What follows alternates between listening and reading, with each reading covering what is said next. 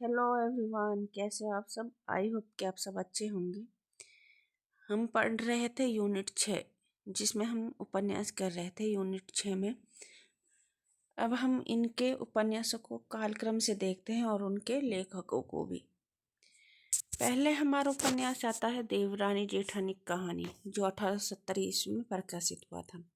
परीक्षा गुरु 1882 ईस्वी में, गोदान 1936, शेखर एक जीवनी भाग 1 1940, कहीं कहीं पर 1941, बाणभट्ट की आत्मकथा 1946, मैलांचल 1954, झूठा सच 2 भाग है 1958 और 1960, रग दरबारी 1968, आपका बंटी 1971, मानस का हंस 1972, धरती धन्नापना 1972, तमस 1973 और जिंदगी नामा 1979। ये हमारे 13 उपन्यास लगे हुए हैं जो हमने कालक्रम से देख लिए हैं। अब हम इनके लेखकों को भी क्रम से देखते हैं। पंडित गौरीदत्त है 1836, लाला श्रीनिवास दास 1850, प्रेमचंद 1880, यशपाल 1903, हजारी प्रसाद द्विवेदी 1907, अज्ञी 1911, भीष्म साहनी 1915, अमृतलाल नागर 1916, फणीश्वर नाथ रेणु 1921, कृष्णा सोबती 1925, श्रीलाल शुक्ल 1925, जगदीश चंद्र जी 1930 और मनु भंडारी 1931। ये हमारे 13 लेखक हैं जो उपन्यास में कालक्रम से हमने देखा है। अब हम देखने वाले हैं बाणभट्ट की आत्मकथा, जो कि हमारा 5वां उपन्यास है। अब हम इसके निवेदन को देखने वाले हैं। आत्मकथा प्रकाशित हो रही है। अनेक मित्रों के आगे अनुरोध और शुभेच्छा का ही यह परिणाम है। आरंभ में कथा विशाल भारत में प्रकाशित होने लगी थी। अगर उस पत्र के यशस्वी सुधर श्री मोहन सिंह सेंगर ने बार बार बढ़ावा देकर लिखवा ना ली होती तो कथा लिखी ही ना जाती। विचार था कि समाप्त होने के बाद इस कथा पर एक विस्तृत आलोचना लिखी जाए।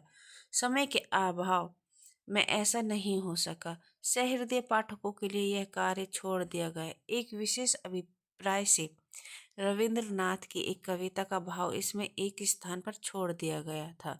वह अभिप्राय तो सिद्ध नहीं हुआ, पर जोड़ा हुआ अंश जहाँ का तहाँ रह गया। बाणभट्ट और श्री हर्षदेव के ग्रंथ कथा के प्रधान उपजीव्य रहे हैं। इन लोगों के प्रति कैसे कृतज्ञता प्रकट करूं। भाई कमल कुल श्रेष्ठ ने पुस्तक के ठीक ठीक छपने में अमूल्य सहायता पहुंचाई। अनेक ज्ञात और अज्ञात मित्रों ने नाना भाव से बढ़ावा दिया। सबके प्रति अपनी हार्दिक कृतज्ञता प्रकट करता हूँ। शांति निकेतन के कला भवन के भाई कृपाल सिंह जी ने पुस्तक के प्रेक्षक पट का चित्र तैयार कर दिया। यह चित्र उदयगिरी की वाराह मूर्ति के एक फोटो के आधार पर बनाया गया है। भाई कृपाल सिंह उद्यमान कलाकारों में है। भविष्य में वे अतुल कीर्ति अर्जन करें, यह मेरी प्रार्थना है। ये हमारे लिए इम्पोर्टेंट है, जो कि हर बार भूमिका या निवेदन से कोई ना कोई क्वेश्चन बनता जा रहा है। ग्वालियर राज्य के पुरातत्व विभाग ने उदयगिरी की वाराह मूर्ति का चित्र भी दिया है और उसके पुस्तक में छपाने की अनुमति भी दी है। इस कृपा के लिए मैं उक्त संस्था के प्रति हार्दिक कृतज्ञता प्रकट करता हूँ। हजारी प्रसाद, कौन बोलता है ये? हजारी प्रसाद द्विवेदी, हिंदी भवन शांति निकेतन। ये 1946 ईस्वी में प्रकाशित हुआ था। अब हम देखने वाले हैं बाणभट्ट की आत्मकथा के जैसे रचनाकार है। सबको पता होता है कि ये बाणभट्ट की आत्मकथा हजारी प्रसाद द्विवेदी ने लिखा था। इसका प्रकाशन वर्ष 1946। इसका उच्छ्वास है 20। ये 20 उच्छ्वास में लिखा गया है। अब हम बाणभट्ट के बारे में विस्तार से जानते हैं। बाणभट्ट की आत्मकथा हजारी प्रसाद द्विवेदी जी की। हजारी प्रसाद द्विवेदी द्वारा सन 1946 में प्रकाशित इस उपन्यास की कथा 7वीं सदी के हर्षवर्धन काल से ली गई है, इसलिए इस ऐतिहासिक उपन्यास की संज्ञा भी दी गई है, जो आत्मकथानक शैली में लिखी गई है। उपन्यास की शुरुआत में मालूम होता है कि ऑस्ट्रिया की एक वृद्ध महिला मिस कैथरीन से प्राप्त पांडुलिपि को आधार बनाकर व्योमकेश शास्त्री हजारी जी का छद्म नाम ने यह उपन्यास लिखा। लेकिन उपन्यास के अंत में पता चलता है कि मिस कैथरीन एक काल्पनिक किरदार है और असलियत में उन्हें कोई पुस्तक प्राप्त नहीं हुई थी। वास्तव में यह उपन्यास ही इतिहास और कल्पना की बुनावट से लिखा गया है। बाणभट्ट की आत्मकथा ऐतिहासिक पृष्ठभूमि पर भी लिखा गया उपन्यास। ये उपन्यास में 7वीं सदी के हर्षकालीन राजनीतिक स्थितियां एवं अराजकताओं का वर्णन हुआ है।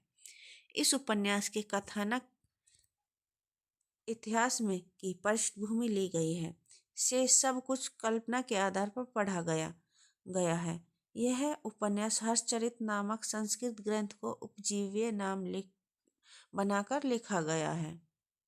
जो ये बाणभट्ट की आत्मकथा है, यह उपन्यास हर्षचरित नामक संस्कृत ग्रंथ को उपजीव्य बनाकर लिखा गया है। अब हम इसके मुख्य पात्र देखने वाले हैं। बाणभट्ट की आत्मकथा हर्षवर्धन का राजपंडित, नीतिवादी, सभ्यशिष्ट एवं मृदुभाषी है। यह उपन्यास का नायक भी है। बाणभट्ट का वास्तविक नाम दक्ष भट्ट था, नारी का सम्मान करता था। बाणभट्ट का वास्तविक नाम क्या था? दक्ष भट्ट था। नारी का यह सम्मान भी करता था। निपुणिका, जिसे हम न्यूइनिया के नाम से भी जानते हैं। निपुणिका निम्न श्रेणी की विधवा जो बाणभट्ट से प्रेम करती है। यह बाण की नाटक मंडली की पात्र भी थी। बाद में पान की दुकान चलाती है। भट्टनी राजकन्या है और तुर्यमिलिंद की पुत्री है। इसका अपहरण होना और छुड़वाना नाटक के केंद्र में है। अब हम इसके गौण पात्र देखने वाले हैं। गौण पात्र हमारे लिए बहुत ही लाभदायक है, जो कि हर एक बार गौण पात्र किसी न किसी पर्सन से में पूछे ही जाते हैं। अघोष भैरव वाम मार्गी साधक है। लौरिक देव भदेश्वर दुर्ग का स्वामी है। सुगत भद बौद्ध भिक्षु एवं आचार्य है। महामाया गृहवर्मा की रानी। सुचरिता उपकथा की नायिका है। अन्य हर्षवर्धन, कृष्णवर्धन, विग्रह वर्मा, तुर्यमिलिंद, राज्यश्री। अब हमने गौण पात्र, मुख्य पात्र सब देख लिए हैं। अब हम इसका कथासार देखने वाले हैं। प्रस्तुत उपन्यास में ऐतिहासिक पात्रों के साथ साथ काल्पनिक पात्र भी हैं। यह उपन्यास राजा हर्षवर्धन के दरबारी कवि बाणभट्ट के जीवन पर आधारित है। बाणभट्ट की आत्मकथा हर्षकालीन सभ्यता एवं संस्कृति का जीवंत दस्तावेज है। संपूर्ण उपन्यास 20 उच्छ्वासों में विभक्त है। उपन्यास का उद्देश्य बाणभट्ट एवं हर्षकालीन युग को संदर्भों सामाजिक, राजनीतिक, धार्मिक, आर्थिक एवं सांस्कृतिक के साथ चित्रित व वर्णित करना है। किसके साथ वर्णित करना है? सामाजिक के साथ, राजनीतिक और धार्मिक, आर्थिक एवं सांस्कृतिक के साथ चित्रित वर्णित करना है। उपन्यास में नारी चेतना का भी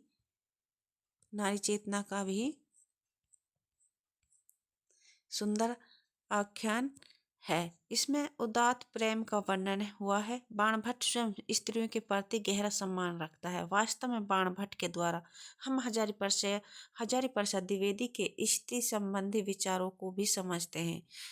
निडूरिया या निपुणिका को उज्जैनी नाटक मंडली में भर्ती करने के पश्चात भट्ट सोचता है कि साधारणतः जिन स्त्रियों को चंचल और कुल भ्रष्ट माना जाता है, उनमें एक देवी शक्ति भी होती है। यह बात लोग भूल जाते हैं। मैं नहीं भूलता। मैं स्त्री शरीर को देव मंदिर के समान पवित्र मानता हूँ। हर्षवर्धन के समय ब्राह्मण और बौद्ध धर्म के टकराव को भी उपन्यास का हिस्सा बनाया गया है।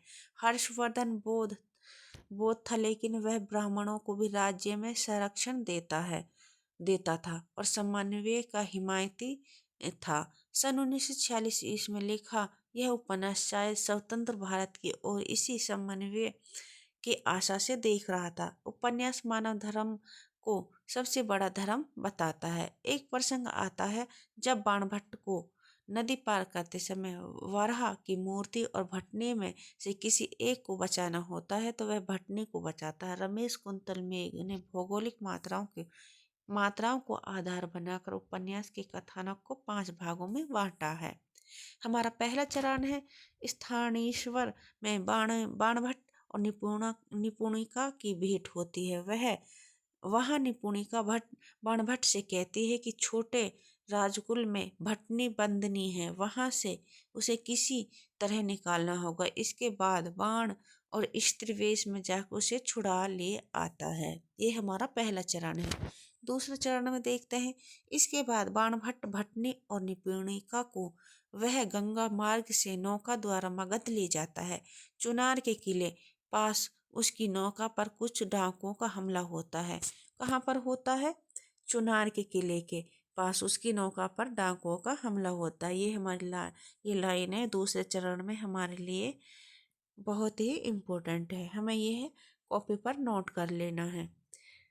बाण वहां से दोनों को बचाकर निकल जाता है और लौरिक देव नामक एक सामंत के घर पहुंचा देता है। ये हमारे कौन से उसमें हुआ है? दूसरे चरण में, जो कि उसमें चुनार के किले के पास दूसरे चरण में बताया गया है। उसका नौका पर कुछ डाकुओं का हमला होता है। बाणभट्ट वहां से दोनों को बचाकर निकाल आता है और लौरिक देव नामक एक सामंत के घर पहुंचा देता है। तीसरे चरण में देखते हैं, उन्हें वहीं छोड़कर वह हर्ष के दरबार में आता है और अपनी प्रज्ञा के बल पर वहां राजकवि नियुक्त होता है। बाद में बाण द्वारा भटनी को स्थानीश्वर आमंत्रित करना एवं भटनी को स्वतंत्र रानी की तरह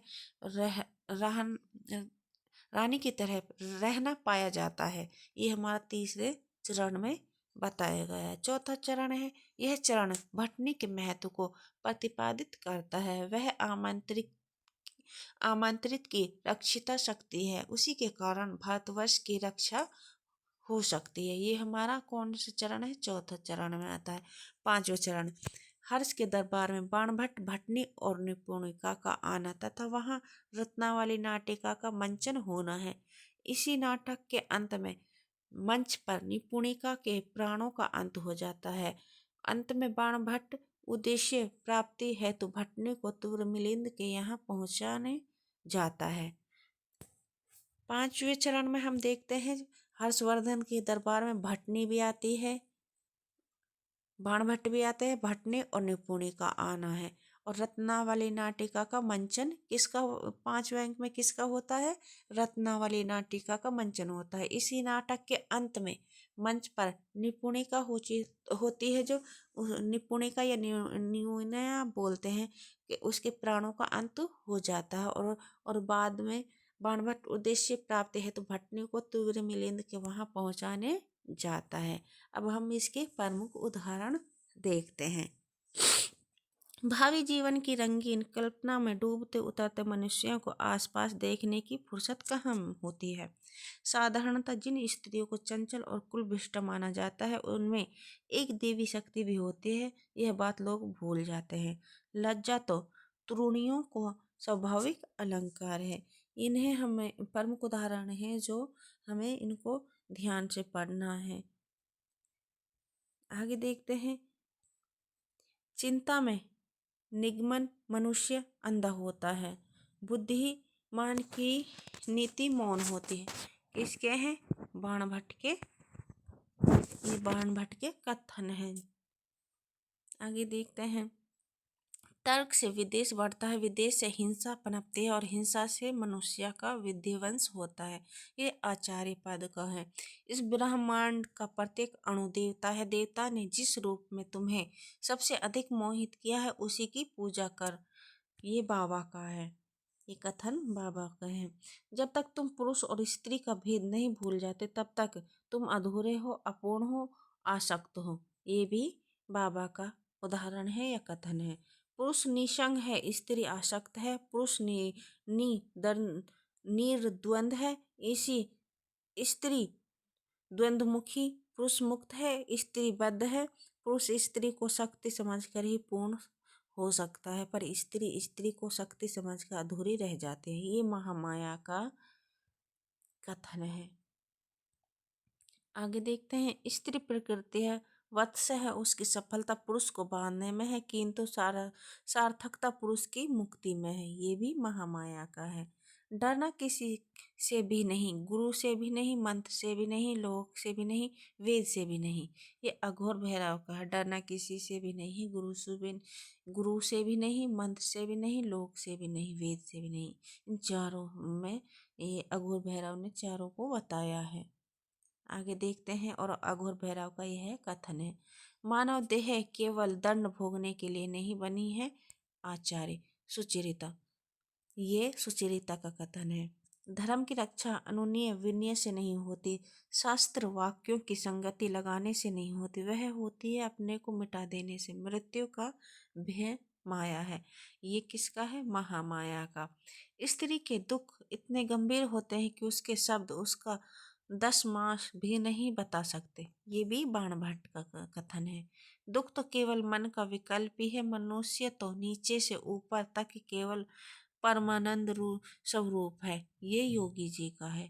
प्रेम एक और अविभाज्य है, उसे केवल ईर्ष्या और असूया की ही विभाजित करके छोटा कर देते हैं। ये निपुणिका है, निपुणिका का उदाहरण है। दुनिया केवल प्रस्तर प्रतिमाओं पर जान देती है। ये चारुस्मिता का है।